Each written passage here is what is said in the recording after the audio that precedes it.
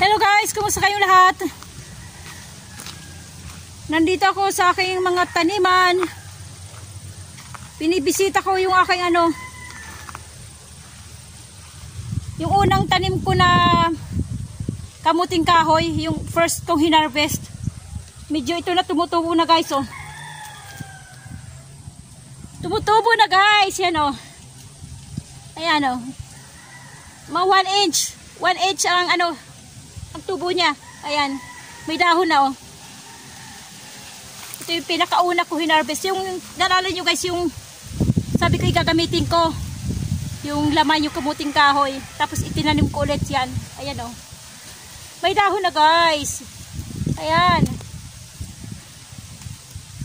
Kunting tiyaga lang. Kahit medyo pagod magbungkal ng lupa. Okay lang. Ayan oh.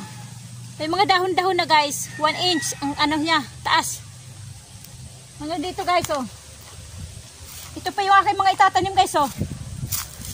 Itatanim ko yan. Ito yung dati ko, yung igana oh, yung dahon oh. Mga igana. Ito yung pinakauna, ito yung natira sa mga itinanim ko. Okay guys, yan oh. Kaya lang, siyempre kinakalkal ng manok. Oh. Ayan o, kinalkal ng manok o. Ayan, kinalkala ng manok. Kinalkala ng manok. Ibabalik na lang natin ulit yung lupa. Okay.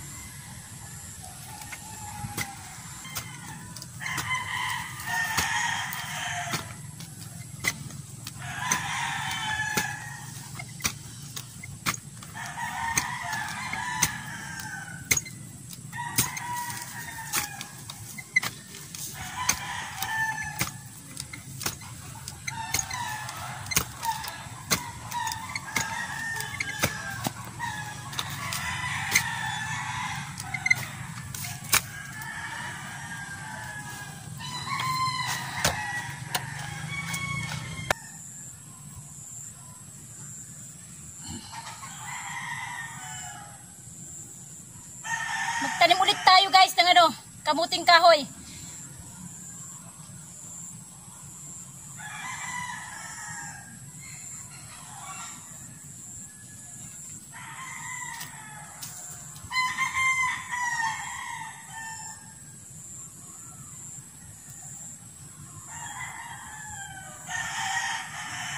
Katulad ng sinasabi ko guys, pag nagtanim, huwag baliktarin.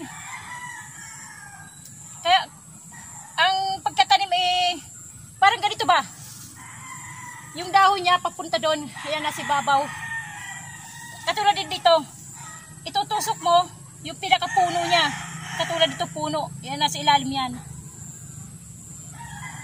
Kasi dito yung yung dahon nasa ibabaw. Yung kanyang tutubuan ng dahon. Kaya dapat nasa ibabaw din to, huwag baliktad. Kailangan ganito.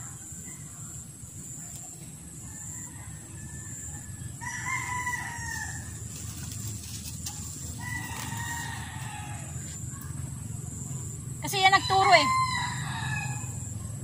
Yan ang turo ng ng aking namayapang nanay at saka tatay.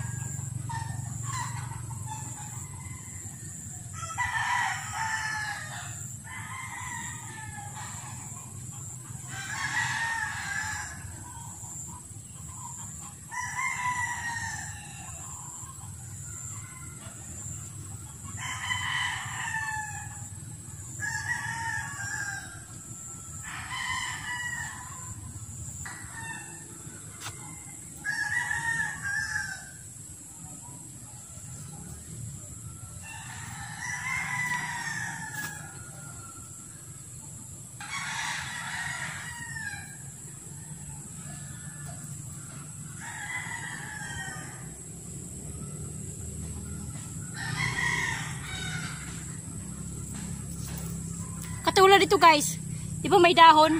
Papunta sa taas yung dahon niya. Kaya kailangan din, pag ganyan, di pwede siyang pabaliktad.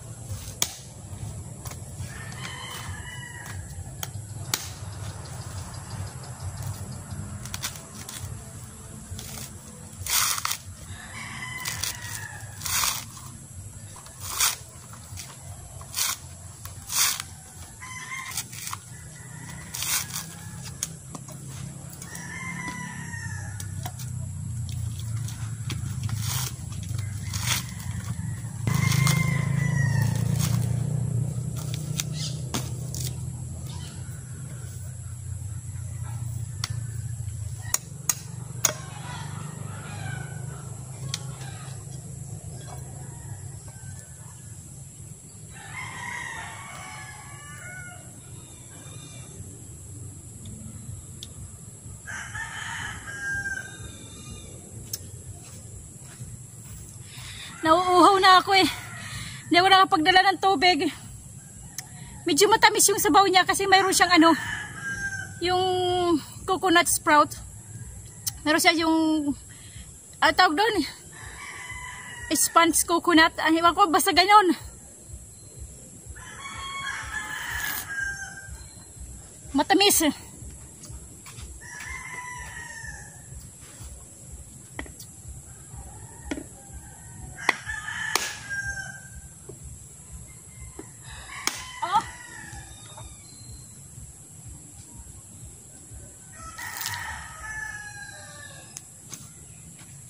Ito yung kanyang ano, ang tawag dito sa aming buay.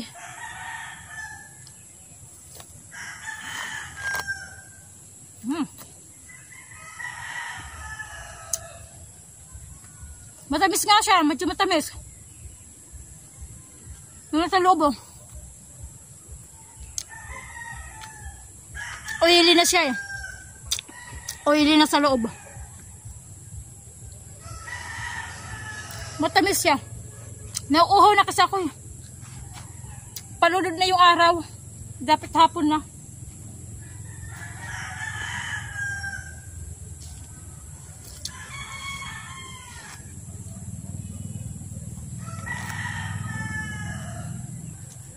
Ito yung pampalipas gutom. Ano tawag doon? Tama ba? Pag nagugutom ka pwede kang mag-ano nito, kumain. Para maibsan yung gutom. Ganyan dito sa probinsya eh. Sa mga baryo-baryo. Sa mga village. Ganyan. Marami kasi dito nyug eh na may ano na eh. Tumutubo na. Saka mayroon lang ng dahon.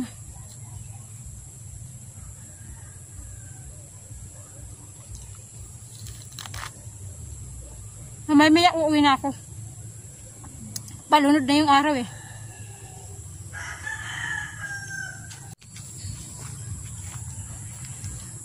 Okay guys, tinaniman ko dito yung aking pinagkuhaan ng kamuting kahoy nung isang araw. Yan, nilagay ko na dyan. Tinaniman ko. Pati dito mayroong isang ano. Ayan o. Tinaniman ko rin dyan. Bali dalawang flat. Yung isa hindi mahaba. Yung nandito, hindi mahaba. Kasi may nakaano ditong medyo bahay ng ano to eh. Bahay ng anay. Mataas to eh, hanggang dito to eh. Pinagbubungkal ko lang yan. Eh, naging medyo medyo pantay-pantay pero medyo umano pa rin. May bahay pa rin yan dyan nandun eh. Ayun o, makikita yung may butas. May butas siya dyan o. Meron pa rin dyan ni anay eh. Kaya hindi ko tinuloy dito. Tsaka na pag binungkal ko yan. Ayan guys, oh, meron.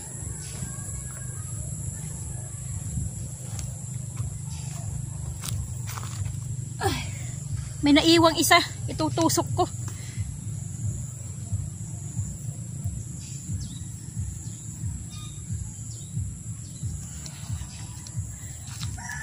Bali din dito.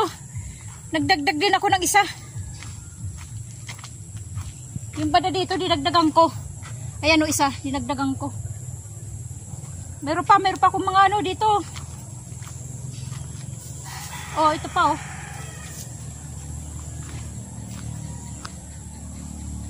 Medyo marami-rami na rin yung akin na taniman na ano, kamuting kahoy. Siguro, magbilang ulit tayo ng 6 ng buwan hanggang 7 buwan. Kasi ito, hinarvest ko to 7 buwan eh. Naging 7 buwan siya. Bali magbibilang ulit tayo 6 o 7 months bago nating harvestin. Hindi, mayroon naman tayo sa itong taong na to, mayroon naman tayo ma-harvest. Pero mayroon pa ako doon ma-harvest pa yung pinakahuli kong tanim. Habang may hina-harvest, magtatanim ulit tayo para mayroong may sunod ng sunod harvestin. Okay. Uwi na tayo kasi ano na, mag-aalas 6 na. Mag-aabang pa ako ng tricycle. Iwan ko kung meron, maglalakad na lang ako pag walang masakyan. Ayan, yung iba ko dito, mga ano na may mga tubo na eh. Mga tubo na yung iba. Okay guys.